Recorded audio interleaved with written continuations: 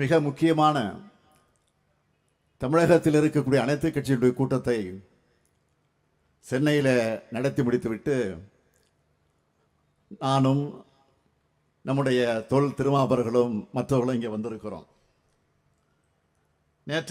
நேற்று நாம் அந்த கூட்டத்தை கூட்டி பல்வேறு கருத்துக்களை ஆலோசனைகளை எல்லாம் வழங்கியிருக்கிறோம்.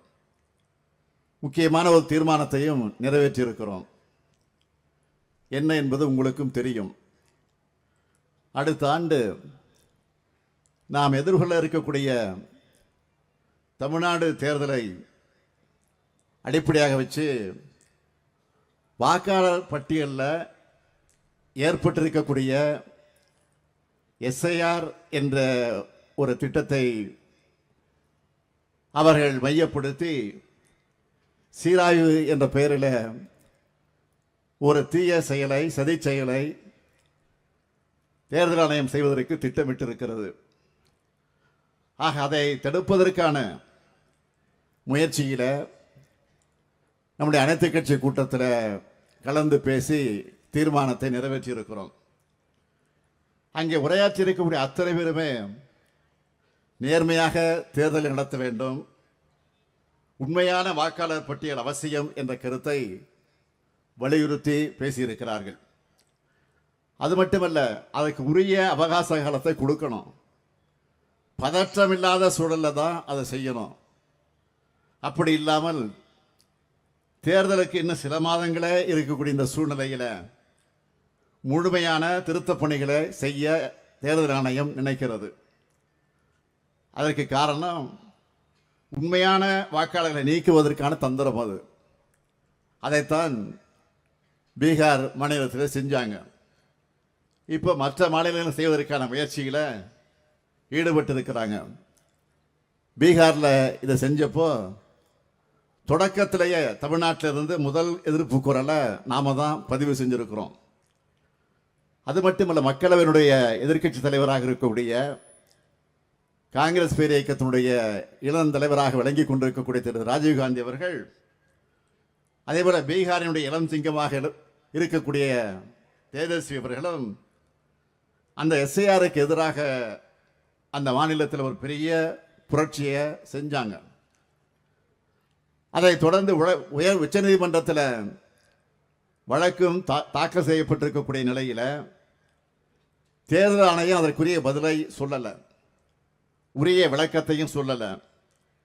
பீகார் மாதிரியே தமிழ்நாட்டில் இருக்கக்கூடிய மற்றும் சில மாநிலங்களையும் செய்ய நினைக்கிறாங்க. அதை தடுத்து நிறுத்தத்தான் நாம் அனைத்து கட்சி கூட்டத்தை நேற்றைக்கு கூட்டி தீர்மானத்தை நிறைவேற்றி இருக்கிறோம். நாம் நடத்தின கூட்டத்துக்கு கூட இன்றைக்கு எதிர்க்கட்சியாக இருக்கக்கூடிய அதிமுக அதில் பங்கேற்கல, இன்னும் ஓரிரு கட்சிகள் அதில் பங்கேற்கல.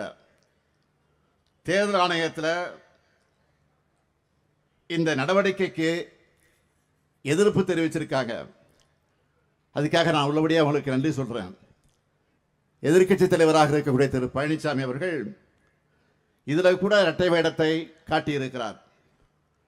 பாஜகவுக்கு பயந்து தேர்தல் ஆணையத்தோட நடவடிக்கையை எதிர்க்க பழனிசாமி பயப்படுகிறார். அதே நேரத்தில் அதிமுக தொண்டர்களுக்கு ஒரு அறிக்கையும் அவர் வெளியிட்டிருக்கிறார். இன்று பத்திரிகையை நீங்கள் பார்த்திருக்கலாம். எதை காட்டுகிறது? தேர்தல் ஆணையத்தோட நடவடிக்கையில் பழனிசாமி அவர்களுக்கு சந்தேகம் இருக்கிறது தான் இது காட்டுகிறது. ஆனால் அவரால் வெளிப்படையாக இதை எதிர்க்க முடியல. தான் பாஜகவுடைய பாதம் தாங்கி பழனிசாமி என்பதை நொடிக்கு ஒரு முறை அவர் நிரூபிச்சுக்கிட்டு இருக்கிறார். நான் உறுதியாக சொல்கிறேன், பாஜக எப்படிப்பட்ட சதி செயலை செய்தாலும் அவங்களால தமிழ்நாட்டில் எதுவும் செய்ய முடியாது என்பதை அழுத்த திருத்தமாக நான் குறிப்பிட விரும்புகிறேன். அதனால தான் தங்களுடைய திட்டங்கள் தமிழ்நாட்டில் எதுவும் எடுபட மாட்டேங்குது என்கிற அந்த ஆத்திரத்தில் தான், நம்ம மேலே இருக்கக்கூடிய வன்மத்தில் தான் இப்போ என்ன பேசுகிறாங்க.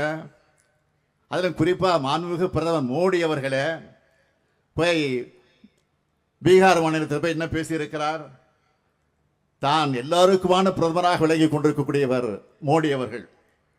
ஆனால் அங்கே போய் என்ன பேசுகிறார் என்று சொன்னால், தமிழ்நாட்டை காட்டி பீகார்ல வெறுப்பு பேச்சை பேசியிருக்கிறார்.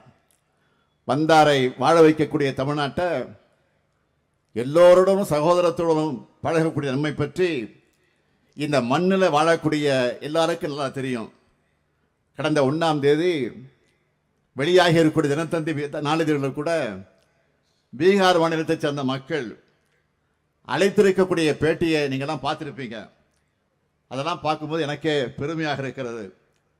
தமிழ்நாடு எப்படியெல்லாம் எங்களுக்கு வாய்ப்புகளை உருவாக்கி தருது, தங்களுடைய வாழ்க்கை தரத்தை எப்படியெல்லாம் உயர்த்தி இருக்குதுன்னு மிக தெளிவாக பீகார் மக்கள் தமிழ்நாட்டில் வந்து பணிபுரியக்கூடிய, தொழில் செய்து கொண்டிருக்கக்கூடிய, வாழ்ந்து கொண்டிருக்கக்கூடிய அந்த பீகார் மக்கள் பேசியிருக்கிறார்கள்.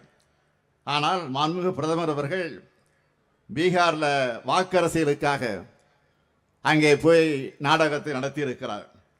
நான் கேட்கிறேன், மாண்புமிகு பிரதமர் மோடி அவர்கள் பீகாரில் பேசின அதே கருத்தை இந்த தமிழ்நாட்டில் வந்து பேச முடியுமா? பேசுவாரா? பேசுவதற்குரிய தைரியம் இருக்கிறதா என்ற கேள்வியைத்தான் நான் கேட்க விரும்புகிறேன். ஆக யார் என்ன சதி செஞ்சாலும், எத்தனை அவதூறுகளை நம் மீது பரப்பினாலும், எவ்வளவு போலி செய்திகளை எல்லாம் அவங்க உருவாக்கினாலும், நான் தெளிவோடு சொல்லுகிறேன், இங்கே நம்முடைய தோல் திருமாவர்கள் குறிப்பிட்டதைப் போல 2026 திராவிட முன்னேற்ற கழகத்தின் தலைமையில் இருக்கக்கூடிய ஆட்சி நிச்சயம் அமையும் என்று நான் இந்த நேரத்தில் அன்றைக்கு எல்லா சேனல்லையும் சொல்லுகிறேன், எல்லா டிவியிலையும் எல்லா சேனல்களையும் திராவிட மாடல் 2.0 ஆட்சி அமைஞ்சது என்ற செய்தி தான் வரப்போகிறது. அதை நீங்கள் பார்க்கத்தான் போகிறீர்கள். ஆக தமிழ்நாட்டு மக்கள் மீது வைத்திருக்கக்கூடிய நம்பிக்கையின் காரணமாக இதை நான் இங்கே தெளிவோடு சொல்ல விரும்புகிறேன். ஆக 7வது முறையாக கழகம் ஆட்சி அமைய நீங்கள் எல்லாம் உறுதுணையாக, உற்ற துணையாக இருக்க வேண்டும் என்று நான் இந்த நேரத்தில் கேட்டுக்கொண்டு, 2021 தேர்தலில் தமிழ்நாட்டை கொத்தடிமை அதிமுகவிலிருந்து மீட்டிருக்கிறோம். 2026 தேர்தலில் தமிழ்நாட்டை பாஜக அதிமுக கும்பலிடமிருந்து பாதுகாக்கக்கூடிய தேர்தலாக அமையப் போகிறது. எனவே கலைஞருடைய உடன்பிறப்புகளாக இருக்கக்கூடிய நீங்கள் அதை நிரூபிக்க வேண்டும். அதற்கான வெற்றிக்கு நீங்கள் உழைக்க வேண்டும். இந்த மகிழ்ச்சியான நேரத்தில் மணமக்கள் கிட்ட நான் அன்போடு கேட்டுக்கொள்ள விரும்புகிறேன். நீங்கள் அடைந்திருக்கக்கூடிய பெயர் ஒருவேளை தமிழில் அழைக்க முடியாத நிலையில் இருக்கலாம். ஆனால் உங்களை அன்போடு நான் கேட்டுக்கொள்ள உரிமையோடு கேட்டுக்கொள்ள விரும்புகிறேன். மணியின் மீது நான் வைத்திருக்கக்கூடிய பாசத்தின் காரணமாக கேட்டுக்கொள்ள விரும்புகிறேன். உங்களுக்கு பிறக்கக்கூடிய குழந்தைகளுக்கு அழகான தமிழ் பெயர்களை சூட்டுங்கள். தமிழ் உணர்வை தமிழகத்தில் உருவாக்குங்கள்.